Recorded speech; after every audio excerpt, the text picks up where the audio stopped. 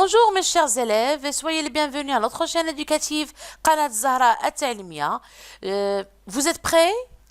Bon, aujourd'hui je vais vous expliquer bien sûr une leçon de grammaire intitulée la phrase interrogative.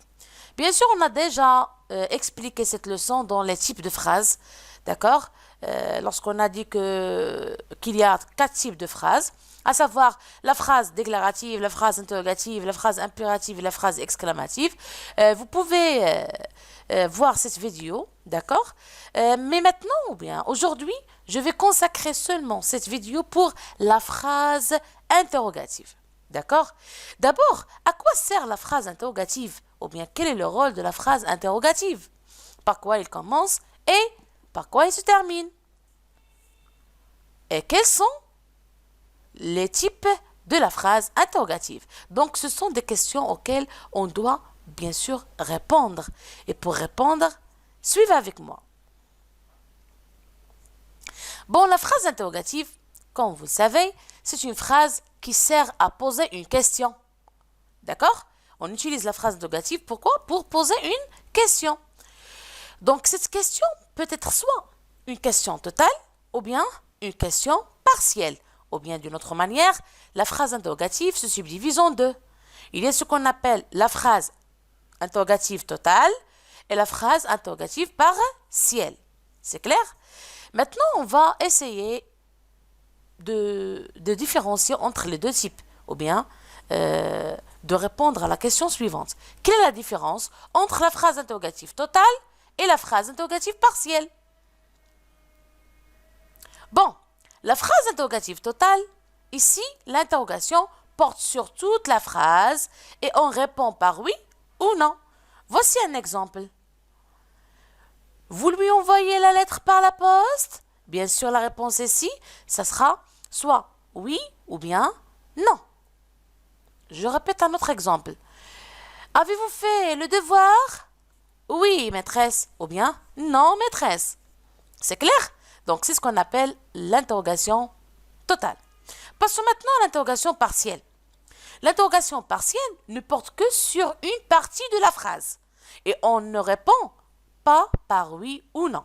Je répète, l'interrogation ne porte que sur une partie de la phrase et on ne répond pas par oui ou bien non. Voici un exemple. Qui parle? Maîtresse, c'est Ahmed qui parle. Donc, est-ce qu'ici on a répondu par oui ou non?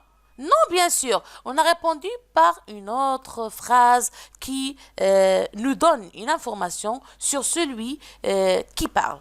C'est clair? Je vous donne un autre exemple. Où vas-tu? Bien sûr, ici, on ne va pas répondre par oui ou bien non. On va répondre par une autre phrase. Je vais à l'école.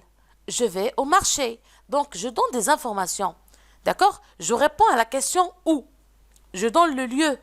D'accord? Je vais vous donner une autre phrase. Combien coûte ce livre? Combien coûte ce livre? Donc ici, je pose la question sur le prix de ce livre. Bien sûr, je ne vais pas répondre par oui ou bien non.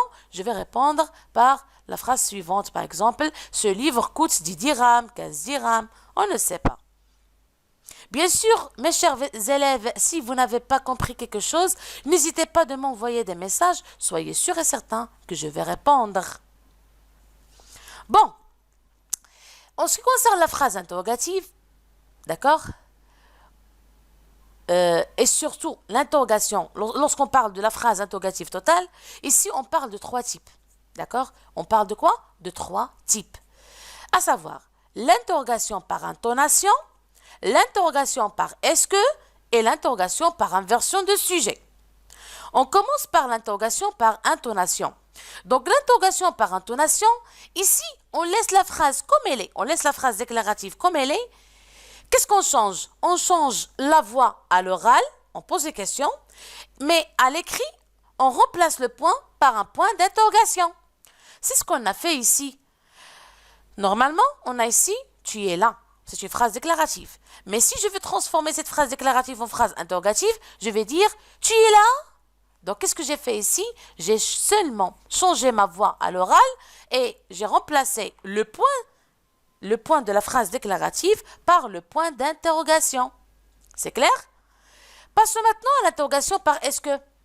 Ici, bien sûr, si je veux transformer une phrase déclarative en phrase interrogative totale par est-ce que, qu'est-ce que je vais faire? C'est facile. Seulement, je vais ajouter est-ce que au début de la phrase. C'est très très très facile. Et je vais dire est-ce que tu es là? Imaginez avec moi s'il vous plaît, vous avez la phrase tu es là. Phrase déclarative. Et je vous ai demandé de la transformer en phrase interrogative totale par est-ce que. Comment on va la transformer? C'est facile. On va dire tout simplement est-ce que tu es là? À la fin, je mets point d'interrogation. C'est clair? Passons maintenant au troisième type, c'est l'interrogation par inversion de sujet. Vous avez l'exemple de la phrase déclarative suivante. Tu es là. Si je veux transformer cette phrase déclarative en phrase interrogative totale par inversion de sujet, qu'est-ce que je vais faire? Tout simplement, je vais faire l'inversion de sujet. Regardez. Au lieu de commencer par tu, je vais commencer par est, le verbe. Et entre le sujet et le verbe, je mets un trait d'union. C'est clair?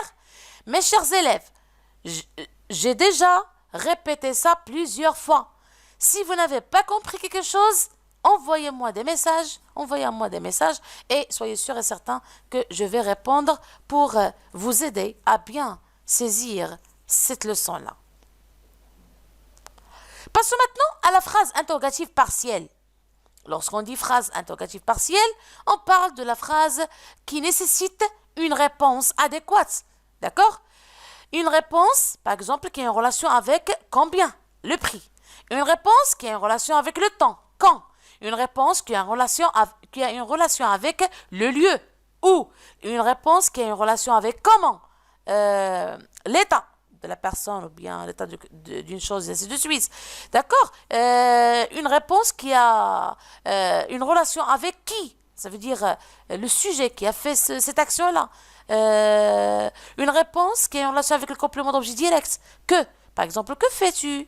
Ou bien, que prépares-tu? Je prépare, par exemple, un délicieux repas. Ainsi de suite. D'accord? Donc, lorsqu'on parle de la phrase interrogative partielle, directement, on parle des mots interrogatifs. C'est clair? La phrase interrogative partielle commence toujours par un mot interrogatif comme combien, quand, où, comment, qui, que, quel, ainsi de suite. D'accord? Et on a aussi quand. Donc, on a déjà dit quand. Donc, on a plusieurs... pourquoi? On a aussi pourquoi pour préciser la cause de la chose et ainsi de suite. Donc, si vous avez compris, on passe. Voici ici un exercice d'application. Vous avez le temps suffisant pour le faire. Vous avez ici, je transforme cette phrase déclarative. Ce livre coûte 10 dirhams. Premièrement, en phrase interrogative totale. D'accord? Bien sûr, lorsqu'on parle de la phrase interrogative totale, on parle de trois types. Donc, choisissez le type que vous voulez. Et après, vous la transformez en phrase interrogative partielle. C'est facile, en utilisant un mot interrogatif. Donc, je vous souhaite bonne chance. Vous avez le temps suffisant. D'accord? S'il vous plaît, essayez d'effectuer cette petite activité. D'accord? Et les réponses, vous pouvez les envoyer dans les commentaires ou bien dans ma boîte email.